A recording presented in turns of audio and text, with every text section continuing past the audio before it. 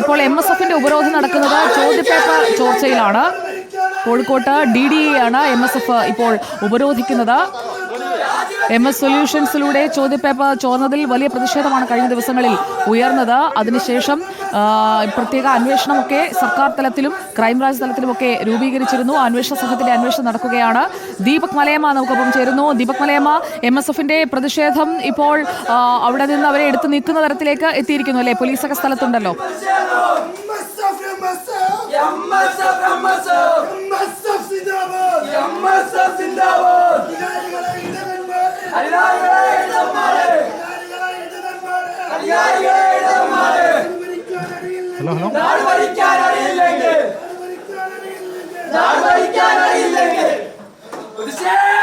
ദീപക് മലയമ്മ, MSFന്റെ പ്രതിഷേധമാണ് കാണുന്നത്. ചോദ്യപേപ്പർ ചോർച്ചയിൽ കോഴിക്കോട്ട് DDE ഉപരോധിക്കാൻ എത്തിയതാണ്. പ്രവർത്തകരെ അറസ്റ്റ് ചെയ്ത് നീക്കുകയാണ്. ദീപക് മലയമ്മ സ്ഥലത്തുണ്ട്. ദീപക്,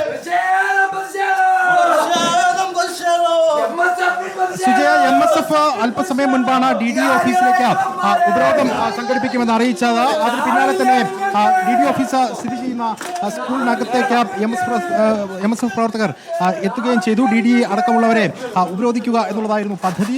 ചോദ്യപേപ്പർ ചോർച്ചാ വിവാദത്തിൽ നേരത്തെ തന്നെ പ്രതിഷേധവുമായി MSFും KSU ഒക്കെ രംഗത്തേക്ക് എത്തിയതാണ്. പക്ഷേ ഉപരോധ സമരത്തിലേക്ക് കടക്കുന്നതിന് മുൻപ് തന്നെ ഈ ക്യാമ്പസിനകത്തേക്ക് എത്തിയതിന് പിന്നാലെ തന്നെ പോലീസ് ഈ MSF പ്രവർത്തകരെ അറസ്റ്റ് ചെയ്ത് നീക്കുകയായിരുന്നു. പ്രതിഷേധ സമരത്തിലേക്ക് പൂർണ്ണമായും കടക്കാൻ കഴിഞ്ഞില്ല എന്നുള്ളതാണ്. പക്ഷേ DDE ഓഫീസിനകത്തേക്ക് കയറി വരാൻ ഈ MSF പ്രവർത്തകർക്ക് സാധിക്കുകയും ചെയ്തു. നേരത്തെ പോലീസ് വലിയ രീതിയിലുള്ള സുരക്ഷാ ക്രമീകരണങ്ങൾ ഒരുക്കിയിട്ടുണ്ടായിരുന്നു. പക്ഷേ മുൻകൂട്ടി തന്നെ ഈ ക്യാമ്പസിനകത്തേക്ക് കടന്ന പ്രവർത്തകർ DDE ഉപരോധിക്കാൻ ശ്രമിക്കുന്നതിനിടയിലാണ് പോലീസ് ഇപ്പോൾ അറസ്റ്റ് ചെയ്ത് നീക്കുകയും ചെയ്തത്. നേരത്തെ തന്നെ MS സൊല്യൂഷൻ ഉൾപ്പെടെയുള്ള ട്യൂഷൻ സെന്ററുകൾ അത്തരത്തിൽ ചോദ്യങ്ങൾ വിദ്യാർത്ഥികൾക്ക് ചോദ്യപേപ്പർ ചോർത്തിക്കൊണ്ട് എത്തിക്കുന്നു എന്നുള്ളതായിരുന്നു പ്രധാനപ്പെട്ട ആക്ഷേപം. അക്കാര്യത്തിൽ ഇപ്പോൾ ക്രൈംബ്രാഞ്ചിന്റെ നേതൃത്വത്തിലുള്ള അന്വേഷണം പുരോഗമിക്കുന്നതിനിടെ അത് കേസെടുത്ത് അല്ലെങ്കിൽ FIR രജിസ്റ്റർ ചെയ്ത നടപടിയിലേക്ക് കടക്കാത്തതിൽ ഉൾപ്പെടെ പ്രതിഷേധം അറിയിച്ചുകൊണ്ടാണ് MSF ഇത്തരത്തിൽ DDE ഓഫീസിലേക്ക് ഇപ്പോൾ ഉപരോധിക്കാൻ വേണ്ടി എത്തിയതും പോലീസ് നടപടി ഏറ്റുവാങ്ങിയിരിക്കുന്നതും.